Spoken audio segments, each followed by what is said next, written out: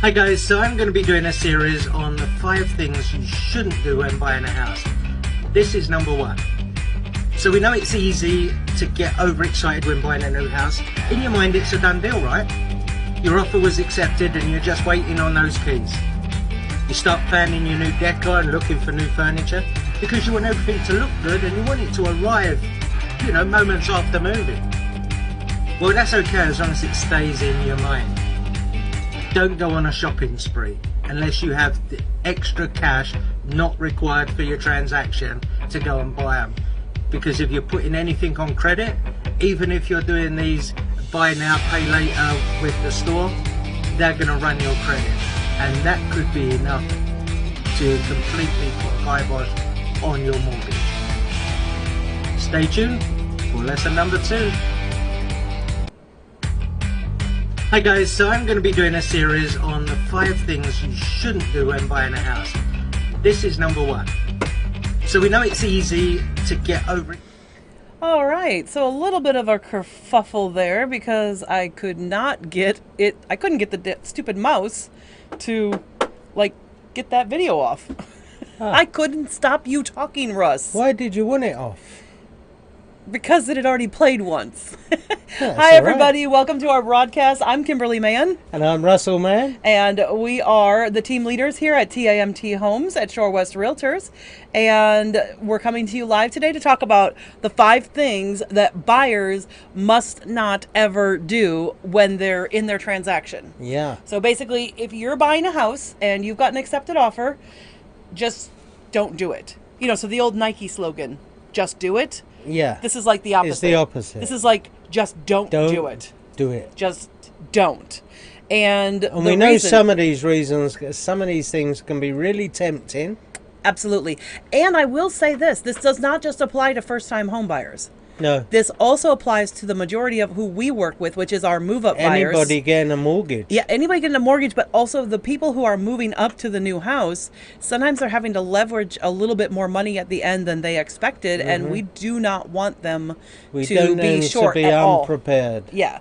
And so that first one there was, don't go out and buy furniture or new appliances. Yeah. It's also tempting, you've got this new house that you're moving into, you don't like your old settee, you want to take a new one with you or buy a new bed for your new house, and it's so tempting, even especially when if you go to a store and it's like 0 down, 0 interest now, for 12 pay months later, or 0 down and 0% interest for 12 months, and and maybe you're getting a little bit of money back at the closing because you had to overpay or something. Like we just had one last week where the buyer walked away with a check because she put too much money towards the transaction, so the title company had to cut her a nice big fat check. But that means she can buy that after she moves in, not... Yeah, because you don't want to put anything on a store card. You don't even want to open a store card. Nope. If you don't have it already, don't take one out. Don't take out any new credit cards. All right, well, let's talk about those. So number 1 was don't go on a shopping spree. Yeah. Because even a 0% down and 0 for 12 months type thing, which it might seem like a really good deal, especially if something's on sale, it still can stop you because of them running your credit. Yeah, it's going to hit your credit. It's going to hit your credit as a credit hit, and it's still going to show up as an amount that you owe. Yeah. Or even if the amount isn't owed immediately. So that's number 1. Don't go on a shopping spree. What's number 2? Number 2 is don't go buying a new car. Don't go replacing your car. Don't go financing a new car or a boat or a caravan. Don't whatever. finance Just anything don't of a do major it. thing like that. How many times have we seen people who have come into us and they've come to us to buy a house, but they just bought a car 3 months ago, and because of that, their payment is too high and it stops them from buying a house. Their debt-to-income ratios really off. Yeah. So buying a new car in the middle of your transaction, bad idea. Wait till after. Yeah, like you can walk away from your closing table and walk into the dealership and buy a new car. Now, that does become a problem if your car breaks down in the middle of your transaction. Yeah, I've had that happen. Yeah, but I had that happen with clients that were looking at a time. They weren't actually in a contract, luckily enough, and Mrs. Buyer was in an accident. But they had to stop looking for like 3 months, 3 to 4 months, because they had to get a new car, and as a result, they could not. It wiped out their savings. It wiped out their savings, so they had to take a few more months to work their savings back up again. So, so I mean, if you're in the middle of a transaction, though, it can completely wipe out the transaction. Yeah, it can. And you know what? Go rent a car if you need to. Borrow a friend's for a week or two if you're at the end of your transaction. Yeah. You know, I'm sorry, a lot of families... Try and find another way. Use a bus. A lot of the families that we... Okay, a bus. That's funny. You're so cute being from England. We don't really have... I mean, okay, we have buses. They are so not practical for anybody. They're a necessity for some people, and I get that, but on a practical level, that doesn't work for families. Yeah, that doesn't work. Not in the U.S. He's so cute, folks. He thinks buses work. And the thing is, maybe you have to borrow a car from a friend.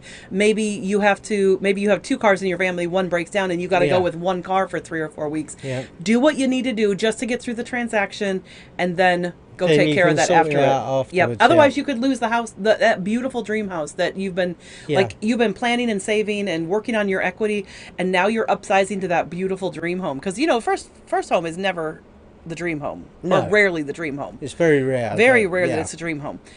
It's usually that second home or that third home or whatever it is, and you're moving into that dream home though, that nice big. You're upsizing and then you can't buy it because of purchasing a car. All right, what's number 3? Number 3 is don't go changing your job. Yeah, I had that happen, and it was just on a vacant piece of land. It wasn't even, like, they were buying vacant land to do new construction, and my buyer actually changed, she actually changed her job and became self-employed. She was doing the same type of job. She was doing a very similar job. She was still in the medical field, et cetera, but she all of a sudden became self-employed, and all of a sudden that changed her she was no longer eligible on her own to do it, even though she wasn't doing it on her own because she has a partner and they were doing the whole thing but before together. She was able to. But it was going to be done just under her, the land part was going to be done just under her name and just under her credit and do all of that. And man, her lender had to scramble at the last minute. Yeah. They had to bring more money down payment. We had to take an extra 2 or 3 weeks, I think it was. We had to add like 3 weeks to the transaction to make it all happen. It was a mess. So don't go. And here's the other thing. So she went from regular employment to self-employment, even though it was in the same field and doing a very similar job. Yeah. But it still was that. It was like a promotion for her. It was a huge promotion. It became self-employed rather than being salaried. But then the other thing is you don't want to shift your field that you're working in. So let's say that you're working in the medical field and you decide that you're ready to do something else and you get a great admin job at an office that pays you more, but it's not in your field. Yeah. That is seen as unstable by mortgage companies, and they will most likely cancel your transaction. Even if you're on more money. And especially since COVID. Because they want to see regular employment. Now, say, for instance, some people, they may change their job and hate it, and so leave. And that's the fear of the mortgage lenders, is that, well, you're tried and tested in the medical field. Yep. You're not tried and tested as an admin. Right. Exactly. And so you may not be any good, and or you may not like it. And case in point with that is actually my client who did change her job that way, who did go to self-employment. It's only been like a year and a half since that happened, and she actually didn't like the job, and she went back to her regular field. To salaried. Yeah, she went back to what she was doing before. Yeah. Because she just didn't like the job. It happened, just like a year before COVID, and it just wasn't working for them. And so she went, I'm not going to do that job. I'm not going to do that anymore. I'm going to go back to what I was doing before, and that's fine. You can make those choices, That's but not to. And it's great. You can make those choices, but not in the middle of your transaction. So. Definitely not. All right, Russ, what is number 4? No new lines of credit. No new lines of credit. Yeah. So this means stuff like store cards or so this means not taking out that Kohl's credit card because they're like, hey, we're going to give you 30% off your whole purchases today if you take out a credit card with us. And it's like, or any of those kinds of credit. That A new- also means don't go closing any as well. What you've Absolutely. got, keep. Yes. Don't Whatever go you getting had- any more, and don't go closing them off. Yes. Because that can hurt you as well. Yes. So opening or closing lines of credit, Yeah. whether they are credit cards, whether they are personal loans, whether they are anything that has to do with your credit and will affect your credit score. Just try to keep them below 30% of your balance. Well, yeah, and that's obviously part of the credit card Yeah. thing is keep your balances below 30% of what you're allowed. And that will give you the best, debt to income and yeah. Absolutely. credit scores Absolutely. out there. Yeah. Yeah. And here's the thing. It's not that it will absolutely, definitely destroy your transaction, but why would you take the chance? Yeah. Like, why do something that could destroy the whole thing for what? For a couple $1,000 that wasn't a necessity of something? Yeah. That's, You just can- wait. Be yeah. patient. We can do it. You Just can do wait it, till guys. after the closing. Once you get from accepted offer to closing is generally under 50 days. Yeah. So anyway, it's 1.5 months to wait. Yeah. I should point out, if anybody's noticed, I've got my heated blanket down. It is freezing It down is here. I cold. actually have goosebumps on my arms. Yeah. We didn't get down here to turn on the heater early enough, so our little studio's a little chilly tonight. It so I is. pulled this up on here because honestly, just leaning on the table was kind of cold. This is Yeah. toasty warm though. I love this little I should have blanket. brought that fan heater down. This is a gift as from you well. last year, wasn't it? Yeah. Yeah. So anyway, what's number 5? What is the number 5 thing? Is moving cash around. Okay, so what do you mean? Well, no sticking large amounts of cash in your bank. Like? Like, say for instance, it's your birthday and everyone gives Gotcha. you birthday money. Awesome. And you've got a few hundred. Congratulations. Yeah, you've got like $400 or $500. You got really think, good friends. I never get that much. I do. I have really good friends. And you go and stick it in Even the bank. 200 though. Yeah, even 200 Yeah. is you're going to have to evidence where that came from.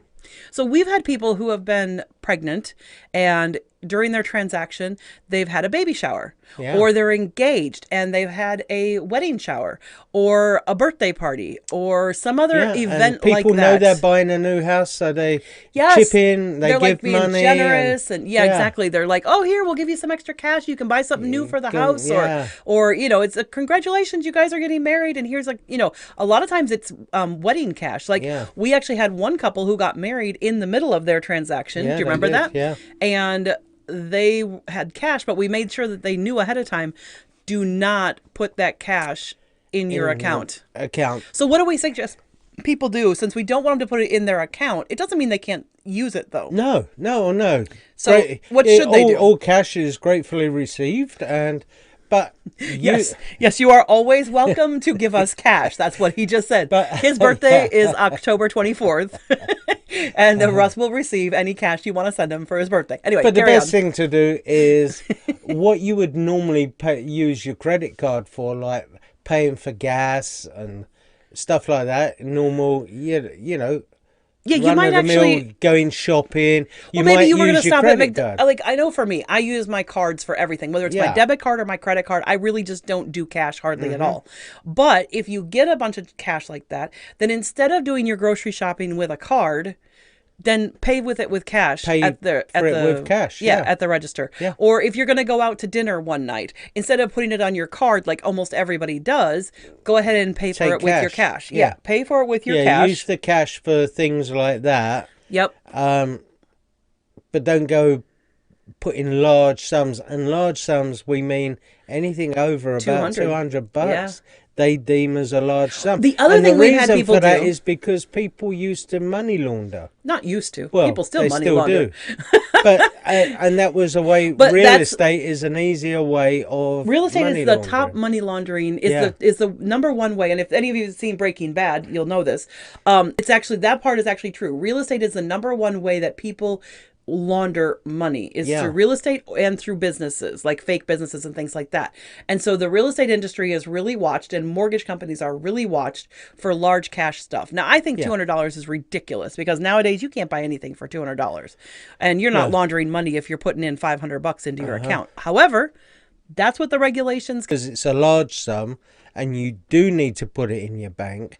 Like, say, for instance, you've sold your car. Yeah. And you know you're going to need an extra $5,000 Then you need to get for a your receipt. closing table. You need to get receipts that you've sold the car. You need that evidence to be able to provide that to your lender when they ask for it. They're going to say, where did this money come from? Well, and we've had some first-time home buyers before who they were clearing out their house because they were getting ready to move, and they had a garage sale. Yeah. And so they got in like $400 or $500 worth of cash because they were selling off some of their old stuff that they didn't need anymore, and they had a really successful garage sale, and they almost put that money in their bank account, and we were like, whoa, no, and they're like, yeah, but we wanted it for, for the transaction, and I'm like, well, okay, just leave your paycheck in there. Yeah. Use this to pay for the other stuff. Don't use your paycheck.